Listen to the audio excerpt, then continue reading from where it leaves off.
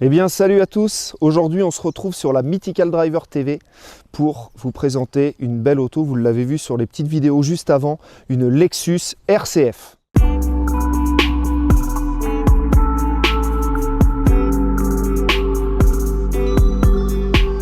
Salut Aurélien. Salut Ludo. Ben écoute, je te remercie d'abord d'être venu, c'est super sympa. Tu vas nous présenter là une super belle auto qui n'est pas commune parce que c'est vrai que sur la chaîne, il y en a quelques-uns qui nous ont fait la remarque, nous présentons beaucoup d'allemandes. Eh bien, nous avons une voiture autre qu'allemande et qui est très jolie d'ailleurs. Est-ce que tu peux nous donner un petit peu les caractéristiques de cette belle auto? Ouais, on est sur une Lexus RCF, qui est la version sportive du coupé RC chez Lexus. Ouais. Avec un V8 atmosphérique de 5 litres, 477 chevaux. Yes, cool. Un petit coupé de plus 2 sympa qui va venir un peu en position de concurrente de la M4. Ouais. Pour rester sur la comparaison avec les Allemandes. C'est ça. mais effectivement, V8 Atmo, dernier dinosaure. Ouais. Un des derniers qui reste au catalogue aujourd'hui. C'est ça, comme on les aime. En France et en Europe. Bah écoute, est-ce que tu peux nous parler Aurélien un petit peu des options qu'il y a, éventuellement des différents modèles? Je vois que tout à l'heure on a discuté, tu m'as parlé un petit peu qu'il y avait 3 finitions différentes, c'est bien ça? C'est ça. Il y avait 3 finitions en fait sur la RCF, une finition basique avec un petit peu moins d'équipement, qui n'a pas de nom particulier. Ouais. Une version GT, qui est celle-ci, qui était full équipement en termes d'options en tout cas disponible chez Lexus, avec du toit ouvrant, une sono Mark Levinson avec 17 haut-parleurs, qui est juste super sympa. Et puis après tous les généralistes qu'on va retrouver sur une voiture de cette gamme-là, avec les essuie-glaces, les feux automatiques, tout ça. Ouais. Les sièges chauffants, le volant chauffant aussi qui est cool. Très apprécié de madame en hiver. Oui, ça m'étonne pas. Les sièges climatisants, alors ça c'est un peu plus rare, même sur les Allemandes on n'en voit pas beaucoup, vraiment sur des très haut de gamme allemands. Ouais. Et les sièges climatisants c'est très appréciable aussi l'été, ça permet de supporter le cuir quand on a... surtout le cuir noir, c'est vrai qu'avec le soleil, c'est pas terrible. C'est un peu l'inconvénient.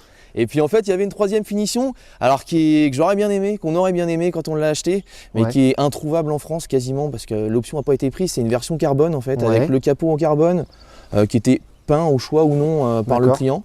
Le toit carbone, le béquet carbone, et puis des jantes qui sont un peu différentes et qui sont un peu plus sympas. Et malheureusement les versions carbone, à part aux États-Unis, en Allemagne un petit peu, mais c'est très rare. Type sportive quoi, on va dire. Ouais, c'est ça. Bon, après, sachant que n'oublions pas, Lexus est quand même le haut de gamme à la base de chez Toyota. C'est ça. Donc forcément, c'est quand même des véhicules qui d'origine, entre guillemets, sortent avec un certain nombre d'options. Et ça, c'est ce qu'on apprécie tout particulièrement. Bah écoute, ce qui me frappe aussi sur cette voiture, et c'est là qu'on voit aussi que c'est du haut de gamme, l'ambiance intérieure est super sympa. Je vois qu'il y a pas mal de petits boutons, les sièges sont magnifiques je trouve, en plus ils sont ventilés, je vais pas te mentir que c'est le luxe. Il y a des petits détails en Alcantara, ça c'est super sympa, la petite montre qu'on connaît bien chez Lexus d'ailleurs, qui est sur plusieurs modèles. J'ai un ami qui a eu une GS 450H et d'ailleurs il y a la même montre. Alors est-ce que c'est la même? Je sais pas, non je crois pas de mémoire. Mais est-ce que tu peux me donner un petit peu toi ce que tu en penses, me dire ce que tu en penses en tout cas de cet intérieur et les choses qui te plaisent dedans? Ouais. L'intérieur, on retrouve un peu l'ambiance qui est l'atmosphère générale de la voiture. C'est-à-dire qu'on est sur un compromis vraiment entre une GT un peu luxueuse et une sportive. Et on le retrouve vachement dans l'intérieur parce qu'effectivement, tu l'as dit, il y a les baquets qui sont très beaux, qui sont magnifiques. Mais on est sur du baquet cuir qui reste un peu effet luxueux. On a l'Alcantara pour ramener un peu de sportivité, et puis quelques notes de carbone aussi sur les portières, etc. Des petits inserts comme ça qui rappellent la sportivité. Mais après, on est sur quelque chose d'assez sobre, très noir, assez classique quand même, pour rester dans le luxueux. On a la touche Lexus en fait qui vient là. Et c'est un peu mon ressenti général de la voiture. Ouais, la sobriété quoi. La sobriété et la petite touche de sportivité. Moi je trouve ça top. C'est vrai que moi aussi je suis un petit peu comme toi Aurélien. J'aime pas trop les voitures qui ont du superflu, si je peux me permettre de parler comme ça un petit peu. Et là je trouve qu'effectivement noir sur noir, c'est super sympa, moi j'adore. Quand on regarde la qualité des boutons, enfin ça se voit que c'est un peu smooth, etc. Ça a l'air super bien en tout cas. Donc une super note en tout cas là-dessus pour commencer cet essai. Et je vais laisser Aurélien avec notre Aurélien Mythical Driver, vous le connaissez maintenant pour ceux qui suivent la chaîne, pour voir un petit peu les modifs qui ont été faites par Aurélien et éventuellement 2-3 petits avis si on peut comparer peut-être justement à ces fameuses gammes allemandes, voir un petit peu ce qu'on en pense et les grosses différences. Salut Aurélien. Salut Aurélien. Enchanté. Je vois que je suis propriétaire d'une Lexus RCF, ça me fait plaisir. Bon, parle-nous un petit peu de ta super belle auto, parce que franchement, il faut le souligner, elle est très très belle, la couleur lui va ravir, les touches en noir aussi. Dis-nous un petit peu ce que tu as fait sur cette voiture, ensuite si tu as d'autres choses à prévoir sur cette voiture-là. Dis-nous tout. Eh ben, on a fait un peu de modif dessus pour lui redonner un peu l'agressivité. Ouais. Parce que d'origine, ça reste quand même assez sobre, assez luxueux, assez très typé Lexus. Oui, finalement. Très premium, très confort, très luxe. Voilà, c'est ça. Et alors que c'est un modèle qui est quand même très sportif dans la gamme et du coup, on voulait souligner un petit peu ça. Ouais. Donc, on a fait un peu de petites touches de covering noir brillant pour lui redonner cette agressivité qui lui manque sur l'ensemble de la voiture. Donc, on a fait un covering noir brillant sur le capot, sur la prise d'air du capot, pour souligner le côté un peu bombé du capot, parce que on le voit de près, mais il est très bombé pour laisser passer le V8. Le toit en noir brillant aussi, ça va avec le toit ouvrant, qui déjà nous apporte une touche de noir brillant, donc pour aller avec, effectivement, un covering sur tout le toit, vraiment finir le truc. C'est vrai que ça lui va bien. Une des modifs qui moi me tenait le plus à cœur, c'était un covering aussi noir brillant sur les sides, pour souligner le F sur les ailes qui sont assez larges et ça lui redonne encore une fois cette agressivité là. Ensuite au niveau des modifs esthétiques, des petits éléments lame, bas de caisse, diffuseur de chez Maxton pour encore une fois redonner un peu d'agressivité à la ligne. Et puis pour la dernière modif, c'était pour pallier le défaut principal que moi j'avais à donner à la voiture. Tu peux réussir à trouver un défaut à cette voiture-là? Eh oui, il en faut, il y en a partout. C'est vrai, de toute façon toutes les voitures ont des défauts. Alors vas-y, quel est le défaut auquel tu as pu essayer de remédier ou peut-être remédier complètement du coup? Remédier complètement, pour nous en tout cas. C'est que d'origine, l'échappement est vraiment un petit peu trop discret. D'accord. On tombe sur les problèmes de normes aujourd'hui. Et chez Lexus, ils ont fait le choix de ne pas mettre de silencieux de lignes à clapper, comme ça peut être le cas sur une Grande Turismo S ou en option chez les Allemandes. Donc effectivement, sans clapper, on reste sur une ligne catalysée du début à la fin et un peu trop discrète, qui ne laisse pas le V8 s'exprimer comme il devrait.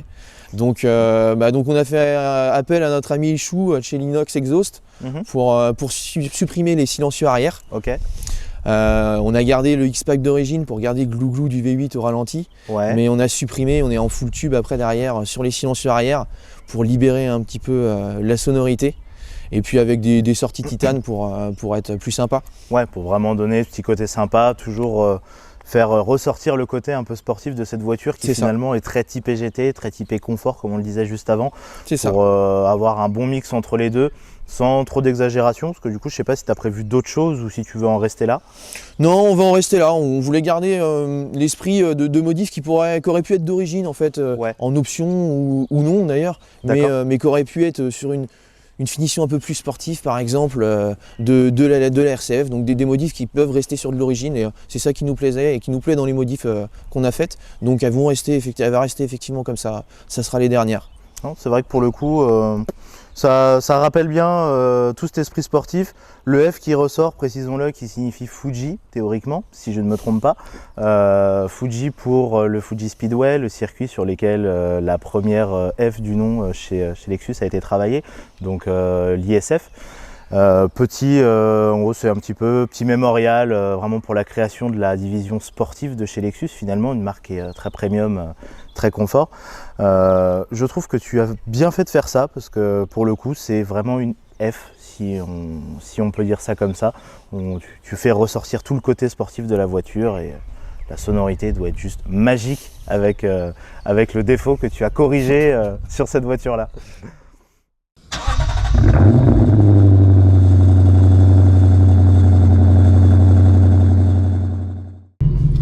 Bon écoutez les amis, c'est parti.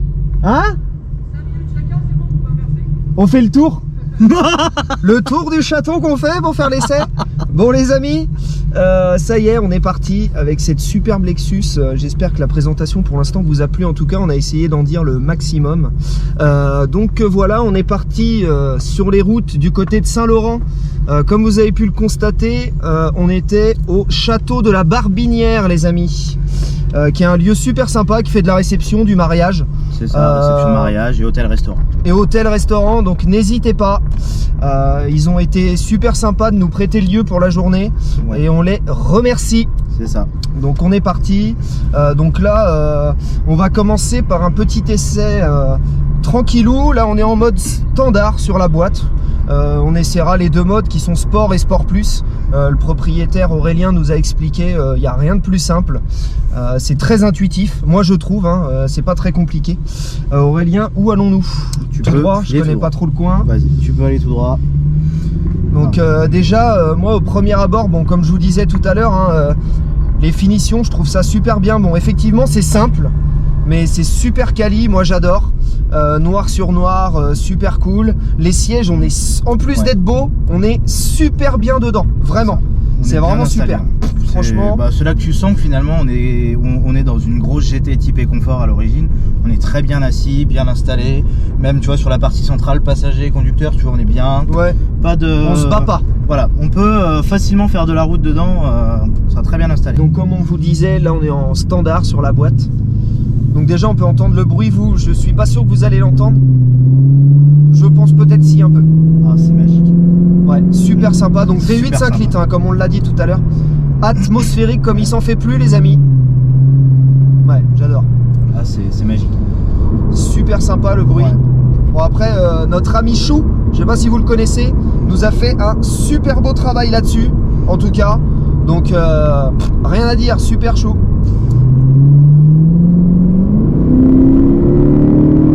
Oh là là, ça chante super bien. Ah, de l'intérieur, franchement, c'est super, c'est envoûtant. Ouais, franchement, et c'est pas trop énervé, tu vois, ça fait pas mal aux oreilles, quoi. C'est... Non, bah après, la caisse doit être quand même bien insonorisée Ouais. aussi du standing wallet. Et on sent qu'il y a une suppression de silencieux quand même, les enfants. Ouais, bon, au premier abord, la boîte en standard, on voit bien qu'elle est faite pour l'économie, de toute façon. Même s'il y a un mode éco aussi, comme il nous disait tout à l'heure. Ouais. On sent bien, effectivement, ça répond quand même, n'oublions pas, l'auto fait 477 chevaux, les amis. Donc voilà, ça marche très bien. Mais voilà, bon, pour l'instant, c'est agréable. On pourra préciser pour 520 Nm. Voilà, pour aussi. rajouter le petit détail qui va bien. Et la boîte est plutôt cool. Là, vous voyez, je suis à 80, je suis en 8ème. Voilà, si ça peut vous donner une idée. Boîte 8 vitesses, je sais pas si on l'a dit d'ailleurs. Eh ben, du coup, on l'aura dit. Je ne pense pas. Alors, je vais me mettre en sport. Tac, c'est parti. Donc on a la direction qui est tout de suite plus dure, je le ressens direct. Et quand j'appuie, ouais, effectivement, tout à l'heure j'appuyais mollo, elle partait pas. Meilleure réponse à l'accélération. Ouais, meilleure réponse à l'accélération en tout cas.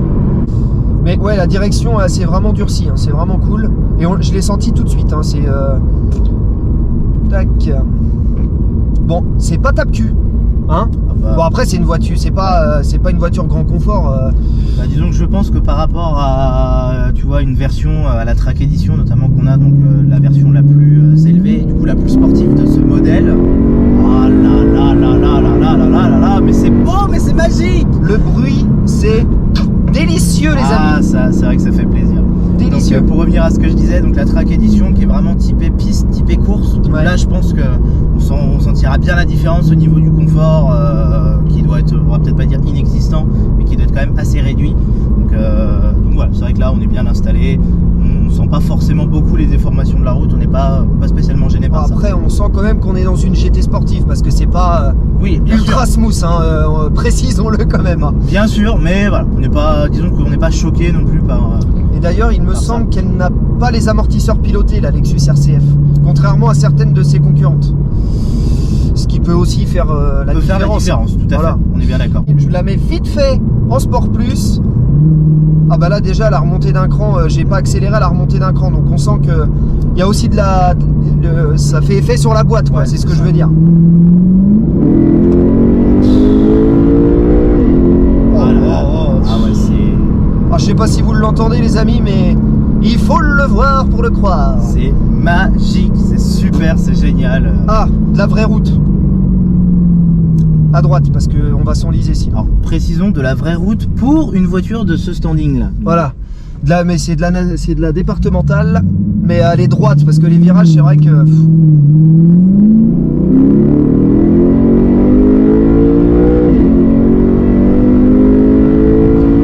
Oh là là là là. Ah, le bruit est... C'est magnifique. Ouais, franchement, Magnifique. là c'est le gros point fort de cette voiture, c'est que même de l'intérieur, le bruit est juste super. Alors sachant que c'est vrai qu'à l'origine, c'est ultra aseptisé quand même. Au niveau de l'échappement, je parle. Hein. Ouais. Donc là, super travail, Chou, en tout cas. L'inox Exhaust, pour ceux qui ne connaissent pas. Si vous avez besoin de quelque chose sur votre auto, n'hésitez pas. Il fait vraiment du super travail, en tout cas. On pourra noter que sur l'intérieur, la présentation est assez sympa, j'aime bien. Après, je pourrais noter quelque chose qui me déplaisait peut-être un petit peu pour aussi lui trouver quelques petits défauts. C'est peut-être plus sur la console centrale ou au niveau des matériaux. Ça fait peut-être, on va pas dire ça fait pas premium, mais peut-être un peu cheap. Ou là, par exemple, sur ses concurrentes, on pourrait trouver par exemple du noir laqué ou peut-être d'autres, par exemple d'autres matériaux. En termes de finition, quoi. Voilà, en termes de finition. Yes. Sinon, après, la présentation est très sympa. Ça fait un petit peu concept car finalement quand tu es dedans. C'est disposé un peu par-ci, par-là, comme ça. Et c'est vraiment très sympa, que ce soit même de l'extérieur. Fait un peu concept car avec les rappels dans les feux du L de Lexus ou c'est ce genre de choses en général qu'on voit dans les concept cars. Mais l'avantage par rapport au concept car, c'est qu'au moins celui-là on peut le rouler légalement sur route, les amis. C'est joueur, hein. Putain. C'est vrai qu'on l'a senti un petit peu partir du cul. Oh là là. Je pense que ça, je serais très curieux de voir une version comme celle-ci sur circuit. Ouais. Ce que ça peut donner. À mon avis, à ne pas mettre entre toutes les mains quand même. Je pense que ça doit être assez sympa sur circuit. Alors pour sa concurrente directe qui est donc la M4, à voir par rapport à une M4 ce que ça peut donner sur circuit. C'est vrai que ça pourrait être intéressant sympa d'avoir entre guillemets ce petit comparatif là. Ouais. Bon bah écoutez, moi, bon voilà, le but c'était pas de vous faire un essai routier non plus interminable. Je vais laisser un petit peu le volant à Aurélien pour qu'il me donne son propre avis, hein, tout simplement. Moi en tout cas, c'est super cool. Alors je l'ai pas conduit très longtemps comme je vous disais. J'adore. Franchement, alors comme il dit Aurélien, elle a une gueule qui est racée, c'est super atypique. Ouais, on n'en voit pas. Elle a un vrai V8 atmosphérique comme je les aime. Je vais pas vous mentir, moi aussi j'ai un V8 atmosphérique, donc c'est pas moi tu peux le dire en soi. Voilà, c'est pas moi qui vais vous dire que j'aime pas ça. J'adore. Franchement, c'est une marque auquel on ne pense pas. Eh ben les gars, pensez-y. Parce que franchement, c'est vraiment des super caisses et qui restent dans les prix de ses concurrentes, je pense, hein, d'occasion du moins. Bah, pour m'être documenté un petit peu sur le prix par rapport à la concurrence, elle est un petit peu moins chère qu'une M4 en prix neuf. Yes. Après, si on monte en gamme, parce que là je parle vraiment du modèle de base, si on monte en finition, on creuse un réel écart par rapport à la M4 où elle est quand même moins chère. Ah oui. Après, c'est vrai que bon, ça reste un produit atypique. C'est, si je puis dire, peut-être une prise de risque de la part de Lexus, parce que si on prend BMW, c'est sûr qu'ils ont l'habitude, la marque M entre guillemets, et voilà, la réputation n'est plus à faire. Oui, c'est sûr. Alors que Lexus, c'est vrai que ça peut être le produit pour une marque qui est déjà très ciblée sur une clientèle très fermée. Donc peut-être pas trop d'exagération sur le prix. Puis le F est un peu plus récent que le M, je pense aussi. T'es sur les mêmes années, parce que la M4 est sortie en 2014 et celle-ci aussi. Non, mais par rapport à l'histoire, je pense que le F est arrivé beaucoup plus tard. Bah, le F historiquement, quoi, tu vois ce que je veux dire? Le F a commencé avec la ISF en 2007 ou 2008. Ouais, donc voilà, donc les M, autant. Voilà. On va pas vous apprendre que ça fait un petit moment que ça existe. Mais exactement. Très très fan en tout cas, je vais laisser le volant à mon ami Aurélien et on vous reprend tout de suite. Bon, eh bien, c'est parti les amis. Allez, hop. Alors je suis désolé, le son sur la GoPro, ça sera peut-être un peu moins bien que le reste de la vidéo. Mais pour l'instant, nous n'avons point de solution à part acheter des petits adaptateurs pour vous mettre les micros, mais ça sera fait un de ces quatre, ne vous inquiétez pas. Parfait, c'est beau, c'est tout ce qu'on aime. Allez, c'est parti. C'est vrai que là, on se sent bien en volant, on a ces petits compteurs digitaux et petit compteur kilométrique qui est juste superbe, un peu effet montre. Magnifique. Waouh, magnifique. Juste waouh. C'est ce truc qui saute aux yeux. J'aime bien le rétroviseur où il n'y a pas de bordure en plastique. Ouais, ça fait un peu chrome, c'est sympa. Ouais. C'est franchement très très classe. C'est vrai que j'avais pas fait attention, c'est ultra clean. C'est ça, c'est un petit détail, mais j'aime bien. hop, c'est vrai que la boîte à cran, c'est pas habituel. C'est vrai qu'en général, Ouais, c'est ça. Ouais. c'est des petits détails. Bah, là, mais- t'as pas le bouton, t'as l'écran pour remplacer, je pense, hein, pour Ah bah vraiment, tout à fait, c'est ça. Moi, j'aime beaucoup le petit Alcantara. Il y en a pas beaucoup. L'Alcantara, il y en a un petit peu sur les panneaux de porte et un petit peu sur au-dessus du compteur. Franchement, super. Alors, j'en verrais bien un petit peu plus, moi, à mon goût. Voilà. Parce Je que pense l'Alcantara, c'est vraiment sympa. Après, Sur ça une va. F, Ouais. c'est vrai qu'un peu plus, ça aurait été pas mal. Et ça va pas à toutes les voitures aussi. Voilà. Et là, on vient de croiser des gens, les amis. Autant vous dire qu'elle ne passe point inaperçue. Disons que c'est vraiment un peu, comme je disais, cette gueule de concept car qui passe. C'est vrai que ça attire l'œil tout de suite, quoi. Ouais. Alors, en plus, dans une couleur, si elle serait rouge ou bleue, mais là, c'est le niveau ultime. Parce que c'est vrai Franchement, moi j'adore. Franchement, une très belle surprise pour moi là-dessus. Hein. que c'est vrai, pour le coup, c'est une belle découverte, cette voiture-là. Elle mériterait presque qu'on l'essaye un peu plus longtemps pour vraiment la découvrir parce qu'elle est quand même elle est intéressante. Enfin, moi je la trouve vraiment super intéressante. Hein. Ah bah non, c'est vrai que on a envie de découvrir des choses comme ça parce que on a l'habitude de découvrir de l'AMG, des M, des Audi RS et c'est vrai que là c'est un autre esprit, c'est une autre philosophie et ça donne vraiment envie de creuser, d'avoir des anecdotes, des petits détails, des choses comme ça. C'est un peu dommage parce que même en se documentant sur internet, on trouve pas grand chose par c'est rapport à ces Lexus, modèles-là. quoi. C'est ça, c'est pas forcément beaucoup vendu, les propriétaires restent assez discrets, après la moyenne d'âge est peut-être aussi plus élevée, donc communique peut-être moins sur des forums ou des choses comme ça. C'est sûr. Donc c'est vrai que c'est pas facile de trouver des informations à propos de ces autos-là. Plus aux États-Unis, parce que c'est vrai qu'aux États-Unis, elles sont quand même un peu plus vendues, on va pas se mentir. Ouais, c'est vrai. Donc c'est vrai qu'aux États-Unis, c'est un peu plus répandu quand même. Mais voilà, après, c'est vrai que moi j'avais essayé, Aurélien, la Lexus 450H à mon ami Adrien de chez Autosur D'accord. à Cholet. Et tu vois, j'ai été quand même assez déçu par la boîte.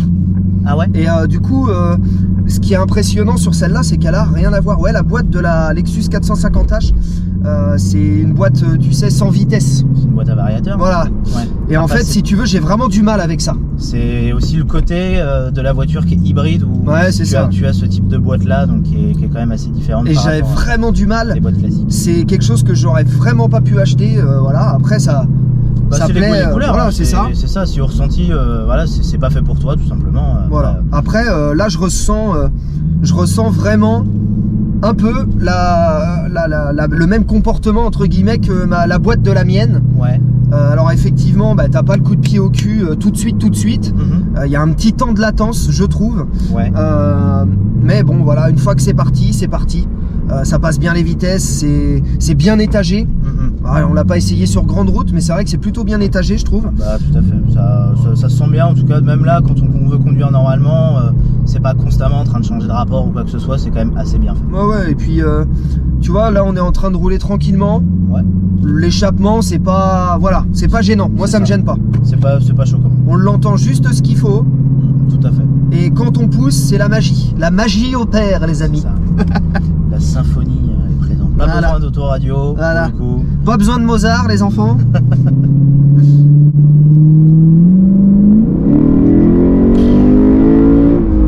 Oh là là là. On sent bien que c'est une propulsion. Hein. Ouais, ça sent quand même. T'as l'impression que le nez de la voiture monte un peu quand t'es Ouais. en charge. Hein. Ouais, bah puis je pense que ça doit être le genre de voiture qui pardonne pas mal d'erreurs, d'une part par l'électronique Ouais. et sa conception. Je pense que un petit coup de trop, juste celui de trop, et Ouais. on s'arrête là. C'est ça. C'était suite trop, quoi. Voilà, c'est ça. Mais ouais, ça a l'air très joueur. Hein. Là, voilà, c'est pas notre voiture. On fait jamais les fous de toute manière. Mais je sais pas pourquoi, mais je la sens joueuse.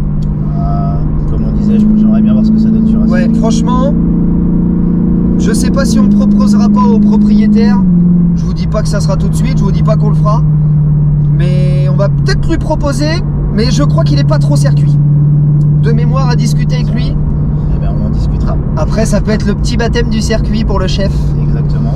Mais bon, voilà, mais sur circuit, ça doit vraiment être super sympa. Moi, j'aurais peur de l'abîmer personnellement. Bah, c'est vrai que après, genre de voiture, est-ce qu'elle a vraiment sa place sur un circuit, dira-t-on? Je sais pas. Mais je pense qu'essayer une fois aussi pour connaître un peu la voiture et voir de quoi elle est capable, ça peut être une bonne idée. Je pense qu'elle doit se défendre quand même. Je pense aussi. Ça doit pas être la meilleure, ça c'est certain en tout cas. Elle est pas vraiment voulue comme ça. Elle est pas faite pour. C'est un bon mélange de sport et puis de confort. Après. Mais elle doit se défendre. C'est, je pense, insoupçonné comme véhicule. On pourrait peut-être même être surpris par ce genre de voiture sur un circuit par rapport à une M4 traditionnelle. Je pense. Non, très belle auto. Je vais me répéter, hein, mais franchement, c'est pas souvent que ça m'arrive. Je suis très fan. Très fan, vraiment. Pareil, je suis très fan. J'aime beaucoup les choses atypiques. Des trucs qu'on ne voit jamais. Et là, ce genre de voiture-là, c'est juste waouh. Waouh, voilà. Je n'ai pas d'autres mots, c'est waouh à chaque fois. J'en perds vraiment les mots. Et je vais pas vous mentir, c'est la première fois, je crois, que j'en vois une et que j'en essaye une du coup. Donc je suis encore 2 fois plus content parce que c'est vrai que j'en ai jamais vu, vraiment. Alors des ISF, j'ai dû en voir 2 déjà. Et déjà, c'est pas commun. C'est déjà pas commun. Je l'aimais déjà beaucoup à l'époque, mais celle-là, elle est vraiment plus radicale en termes de physique, si je peux me permettre. L'autre était déjà atypique. De toute façon, Lexus, ça a toujours été un peu atypique. Hein. Mais celle-là, elle est vraiment, comme il disait Aurélien, un peu concept car et super sympa. Alors autant, il y a des concept cars qui sont pas beaux. Voilà. Ils ont pas tous été réussis. Faut le reconnaître. Je parle pas que chez Lexus, hein, toutes marques confondues bien évidemment. Mais enfin voilà, c'est super, vraiment super. C'était pas à droite? Eh ben, on va filer tout droit.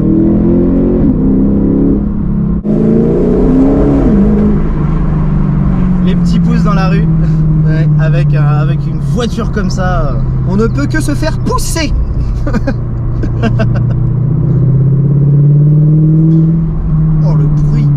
Et c'est là qu'on voit que c'est insonorisé parce que quand on ouvre les fenêtres, c'est le jour et la nuit. Là, on se rend vraiment compte de la différence, c'est incroyable. Alors j'espère que vous allez pouvoir entendre un petit peu en tout cas, j'espère.